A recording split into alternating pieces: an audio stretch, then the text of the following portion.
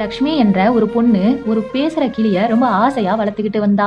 அந்த கிளி பேசுறத சுத்தி இருக்க ஊர் மக்கள் எல்லாருமே உட்கார்ந்து ரொம்ப சந்தோஷமா கேட்டுக்கிட்டு இருப்பாங்க. ஒரு நாள் அந்த கிளி லக்ஷ்மிய விட்டு தனியா பறந்து போயிடுச்சு.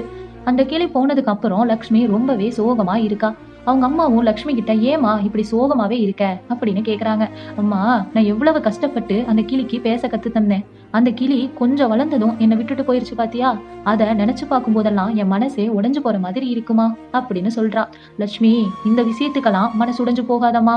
நம்ம வாழ்க்கையில நடக்கிற விஷயங்களை நம்ம எப்படி எடுத்துக்கிறோன்றத பொறுத்துதான் நம்ம மனசே ரியாக்ட் பண்ணும். நீ கஷ்டப்பட்டு பேச கத்து கொடுத்த கிளி உன்னை விட்டு போயிடுச்சுன்னு நீ நினைச்சேனா அது உன் மனசை இன்னும் பலவீனமாக்கும். அதுவே நீ அந்த ஒரு கிளி போனா என்ன, அந்த மாதிரி 100 கிளிய வளர்த்து என்னால பேச வைக்க முடியும் அப்படின்னு நீ நினைச்சேனா அது உன் மனசை இன்னும் பலமாக்கும். லட்சுமி, நம்ம மனசை பலமாக்குறதும் பலவீனமாக்குறதும் நம்ம அந்த விஷயத்தை எப்படி எடுத்துக்கிறோன்றத பொறுத்துதாமா இருக்கு அப்படின்னு அவங்க அம்மா சொல்றாங்க. இந்த கதை உங்களுக்கு பிடிச்சிருந்தா மறக்காம லைக் பண்ணிட்டு நம்ம சேனலை சப்ஸ்கிரைப் பண்ணிக்கோங்க.